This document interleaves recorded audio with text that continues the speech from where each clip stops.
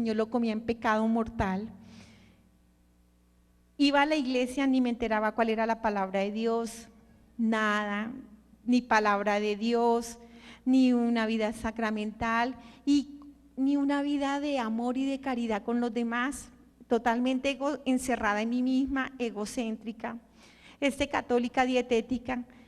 Combinaba su fe en algo que se llama sincretismo, que es salir de la iglesia, irse ante el brujo, cargando agüeros para la buena suerte, amuletos, riegos, leyendo todos los libros de Nueva Era que me llegaban a las manos. Nunca me leí la palabra de Dios o la vida de un santo, pero cuánto libro caía en mis manos, de meditación trascendental, poder del tercer ojo, viajes astrales, adivinación. Ay, ahí sí me lo amanecía y lo daba por hecho. Y cuando andaba confundiéndome, ¿saben qué hicieron estas cosas en mi vida? Me descristianizaron. Esto es una consagración satánica, es renunciar a la vida que da la vida de Cristo, sacar a Cristo de nuestra vida y hundirse en el ocultismo, en el mundo de las tinieblas, de la adivinación, de la brujería, del esoterismo. Eso es un pecado gravísimo contra el primer mandamiento. Además, es un pecado que trae maldición. Y ¿saben? Cuando yo andaba creyendo en reencarnaciones, imagínense un católico hablando de reencarnaciones y de karma, es un pecado gravísimo. Se estaba burlando de la crucifixión y muerte de Cristo, porque los que creen en la reencarnación creen que se purifican solitos. Usted peca, vuelve y le dicen vaya y vuelve y haga la tarea bien y puede reencarnar en una cucaracha o en un ratón o en una gallina. Y hay mucha gente que saca muchísimo dinero haciendo regresiones y eso es carísimo. Y en las regresiones el diablo le proyecta a uno en la mente vidas anteriores y entonces uno cree que está reencarnando. Yo creía que mi bisabuela estaba reencarnando cuando la vi allí. Cuando la vi allí me di cuenta lo tonta que fui y dije, me estafaron. En esa plenitud de amor, cuando yo sigo acercándome a esa luz viva, ese amor vivo, esa pasión, mi corazón se estremecía, todo mi ser se estremecía de amor cuando me estoy acercando a esa luz. En ese instante sobre mí había una sabiduría por encima de mi inteligencia, por encima de esto que era mi egolatría. Yo era orgullosa de mi capacidad intelectual. Por encima de toda inteligencia humana llega esta sabiduría. Y en esa sabiduría me doy cuenta que esa luz inmensa que palpita, que cada vez que palpitaba, botaba torrentes de agua viva, de amor vivo, como fuego vivo sobre toda la humanidad, vivificándola, llenándola de amor. Es la Santa Eucaristía. Cuando yo me doy cuenta que es la Santa Eucaristía y en ese gozo estoy muy cerca, ese resplandor de esa luz, me doy cuenta que está viva y que es el corazón de Jesús palpitando. Ese corazón, cuando yo paso el resplandor más grande de la luz, me doy cuenta que está abierto, una herida. Esa herida es una puerta. 2 árboles vivos al lado y lado de esa puerta y en el fondo un jardín hermoso, un jardín de agua viva, de amor vivo. De ese jardín, de ese corazón salían esos torrentes de fuego vivo, de amor vivo sobre toda la humanidad. Qué lindo, qué hermoso. Lástima que las palabras no dicen nada. Cuando yo me estoy acercando y quiero entrar a ese jardín, en esa sabiduría me doy cuenta que yo no voy a entrar porque no estoy en gracia de Dios. Con dolor me doy cuenta que yo en vida renuncié a la vida de la gracia, a la vida de Dios. Y en ese instante es cuando escucho a mi esposo grita: Gloria, no se acobarde, regresen los niños, Gloria. Vi a mi esposo sangrando, llorando, gritando, qué grande es el sacramento del matrimonio. El matrimonio es santo, es muy grande. Imagínense, yo me odiaba con mi marido. Se casó una feminista con un machista. Cada uno, yo quería que mi marido pensara y actuara como yo quería, a mi imagen y mi semejanza, que fuera mi espejo, y mi esposo lo mismo. ¿Qué hicimos? Insultos, maltratos, groseros, no de golpes, pero con algo que mata más, el amor, con la lengua. Imagínense, no parecía un hogar, sino un campo de guerra. Y yo estaba tan aburrida en el matrimonio, además mi marido era alcohólico, y entonces yo decía, no, es el colmo, Bogotá tan peligrosa. Todos los días matan gente, y a un borracho desgraciado de estos nunca le pasa nada. Entonces, ¿saben por qué les cuento esto? La grandeza del sacramento. Cuando yo veo a mi marido llorando, atrajo mi atención cuando yo estaba gozándome de ese amor, de esa plenitud. Y a mí me devolvieron. ¡Qué dolor! ¡Qué dolor! ¡Qué dolor! Yo no me quería venir, yo me quería quedar allí, pero no iba a entrar. En ese instante es cuando veo qué lindo es el amor de Jesús. Cuando morimos, cuando cada persona muere, el Señor extiende sus manos, nos toma como si fuéramos un bebé, por eso se ve ese túnel que se mueve, que son sus brazos amorosos, sus manos amorosas, nos acerca a su corazón, nos abraza con un amor inmenso, con una pasión, pero tanto nos ama Jesús que respeta el libre albedrío.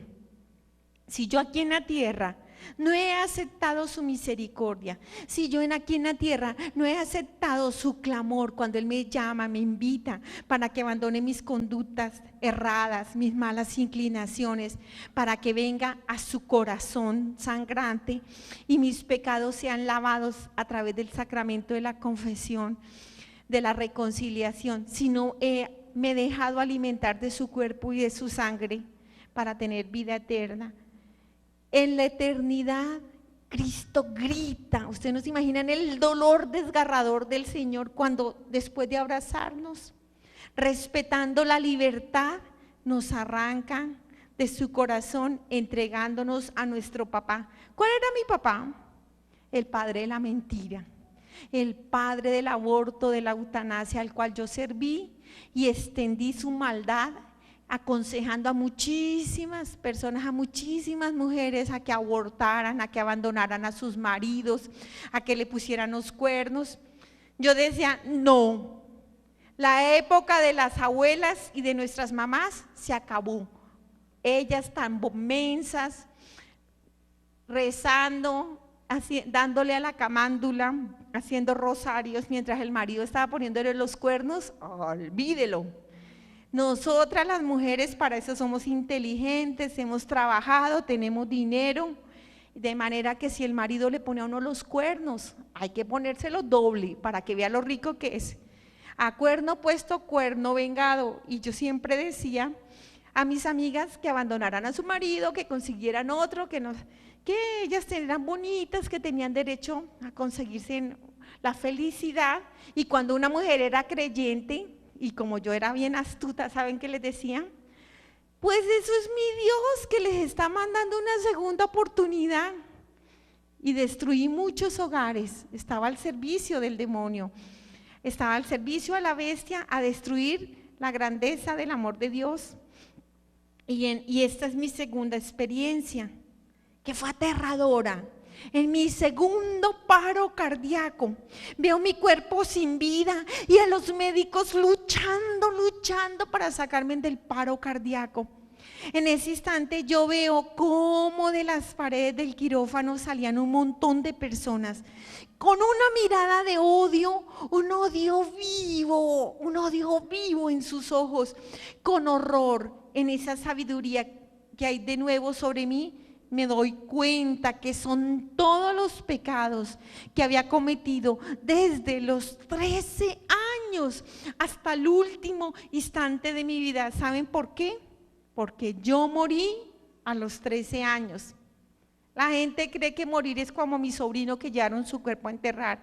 No, él está más vivo que nosotros porque está en la gloria de Dios. Él en vida se enamoró de Cristo y le amó y él está gozándose del amor de Dios. Morir es caer en el pecado mortal, dejarse esclavizar, no aceptar la misericordia de Dios, eso es morir, por eso se llama pecado mortal. Yo tenía 13 años cuando llegué a Bogotá, venía de la provincia. Cuando yo llegué de la provincia, era una niña enamorada de Cristo, apasionada de Cristo y amaba mucho a la Santísima Virgen María, con un deseo de cambiar el mundo, de ayudar a la gente, un dolor de humanidad muy grande. ¿Saben cuánto necesité para que de esa niña no quedara nada? 1 año.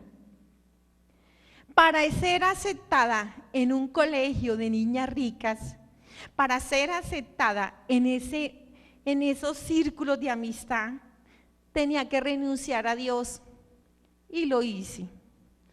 No volver a hablar de Dios, esconder mi escapulario, después lo boté y empecé a ver lo malo como bueno. Qué tristeza cuando a una jovencita le dicen que ser una joven feliz es una joven alcohólica y que usted tiene que tomar trago para estar contenta.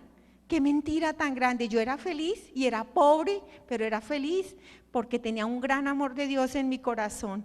Pero empecé a fumar, a tomar, a volarme del colegio para irme a las discotecas a bailar con mis amigas, a ir a ver películas de pornografía, la emoción de la mentira, del engaño, de decirle a mi mamá que estaba estudiando y estaba viendo películas de pornografía. Empezó la curiosidad y la alegría de escuchar a mis amigas cuando tenían relaciones con sus novios, qué hacían, cómo hacían, cuando ellas me contaban que eran felices revolcándose. Y es mentira. ¿Saben qué gran mentira? Porque cuando yo tenía 14 años, mis amigas conocieron las primeras lágrimas de darse en cuenta que era mentira. La felicidad no está en revolcarse buscando placer. Y cuando ellas cayeron en la mentira de Satanás, ¿cuál es la mentira? Use preservativo, use condón y usted puede revolcarse y gozar la vida. ¿Y eso es hacer el amor? Pues no. Hacer el amor es la pareja y Cristo, porque Dios es amor, unidos en el sacramento del matrimonio. Pero de jóvenes, nosotras queriendo buscar el mundo y experimentar todo lo empezamos a ver bien como un derecho. El joven tiene derecho a ser feliz y ser feliz es emborracharse, estar bailando, estar todo el día escuchando músicas y todo, así como una bobita todo el tiempo yo escuchando música. Y en mi época, ¿saben cuál era la música que escuchamos? La música de una banda de rock que había hecho pacto satánico y habían vendido sus almas al diablo. ¿Qué vino con eso? Odio a Dios, pereza a la oración, hablar mal de las religiosas, del colegio, odiar a mi mamá, porque mi mamá me hablaba de Dios, mi mamá me hablaba de virginidad, mi mamá me hablaba de vivir en el amor de Dios. Odiar a la iglesia, ¿por qué? Porque con la iglesia confrontaba que lo que yo estaba haciendo era pecado. Y entonces era más fácil ir a decir que sus curas eran más malos que nosotras. Tenía 14 años cuando vi el más abominable de todos los crímenes, de todos los pecados, aborto. Mi mejor amiga, ella fue la que nos enseñó a planificar, la que traía los condones, la que decía que era chévere tener relaciones. Y ella descubrió que era mentira, porque ni la píldora anticonceptiva, ni el condón previno que ella estuviera esperando bebé. Su madre, cuando se enteró que estaba esperando, gastó una gran fortuna y le sacó el bebé a mi amiga. En mi época, al principio, los médicos no eran especializados en ser depredadores de humanidad. En mi época sacaban a los niños enteros, el aborto sacaban al bebé entero. ¿Saben lo que hace el aborto? Volver depravada. la mente de las personas depravada, bestializada. ¿Saben qué hizo la mamá de mi amiga? Furiosa con mi amiga porque ya no se tomaba la píldora juiciosa. Pidió el bebé y sin compasión, no hubo ninguna compasión. Metieron al bebé en un frasco de vidrio con tapa roja, un líquido transparente, era un varoncito, un niño bien formadito, y le puso ese frasco de vidrio en el armario de mi amiga. Cuando ella se levantaba y tenía que alistar su ropa, veía a su bebé. Y encima de ese frasco estaban las píldoras anticonceptivas. A ella nunca más se le olvidó tomarse la píldora anticonceptiva. ¿Qué es esto? Bestialidad.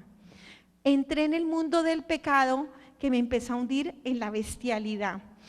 ¿Saben que llegó a mi colegio para poder sobrevivir al trauma post-aborto? Llegó la marihuana, el LSD, la amiga que ha abortado, ¿cómo sobrevive? Con la droga, con los alucinógenos. ¿Y a quién le ofrece? A las amigas. Y llegó a la droga a mi colegio. ¿Saben en dónde terminaron mis amigas? En ese caos descendente, en orgías, en depravaciones, en todo tipo de depravaciones, ¿saben? Y nosotras tan santas, señalando al sacerdote, con ese hombre tan malo, nosotras no nos confesamos solitas. Miren qué tristeza, una niña a los 13 años que llega a Bogotá con un deseo de cambiar el mundo y enamorada de Cristo, y en un año parecía una bestia igual a mis amigas. La diferencia entre ellas y yo era que yo tenía una mamá adoradora del Santísimo Sacramento del altar. Yo tenía una mamá apasionada de Cristo.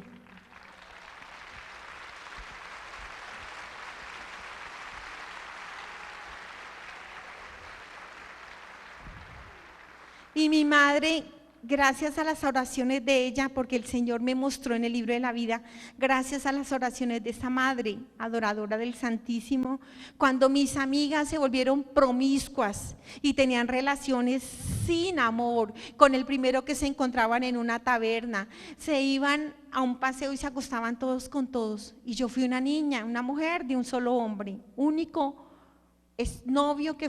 único novio que después fue mi esposo. ¿Por qué? Por la oración de mi madre. Yo todo lo veía bien y yo me reía y me encantaba ver todo lo que ellas hacían, pero hacerlo yo me detenía. ¿Qué me detenía? La oración de mi madre. Cuando mis amigas empezaron a consumir el LSD, la marihuana y todas esas cosas, porque yo no consumí la droga. Ustedes se imaginan yo bien pobre a los 13 años que estuviera enviciada a la marihuana y al LSD y a los alucinógenos. ¿Qué hubiera tenido que ser para conseguir droga? Convertirme en una niña bien prostituta. Pero gracias a la oración de mi madre, a pesar de que Dios respeta el libre albedrío, el poder de la oración de una madre santa, adoradora del Santísimo, no me permitió hundirme más abajo. Pero ustedes se imaginan el horror cuando yo tengo este segundo paro cardíaco y empecé a ver que salen esas criaturas. Venían por mí esas horribles criaturas. Me di cuenta que el pecado no es gratis, el pecado tiene su paga. Se muere el rico, se muere el pobre, se muere el ateo, se muere el creyente. Todos vamos a morir y el horror que siente uno es un pánico terrible, es un horror en el cual uno no puede hacer nada. ¿De qué me sirvió el poder mental y todas estas cosas, si en esa realidad yo no podía huir cuando veo que todos esos pecados vienen por mí? Desde mi última confesión sacramental hacia adelante salieron todas esas criaturas por mí, hacia atrás no había nada. En ese instante yo salí corriendo, aterrorizada. No sé en qué instante atravesé la pared del quirófano y fue un salto al vacío. Pasé de la luz a la oscuridad. Entré por un montón de cárceles vivas, de celdas, donde había muchísima luz en cada cárcel, en cada celda viva, donde había muchísima luz.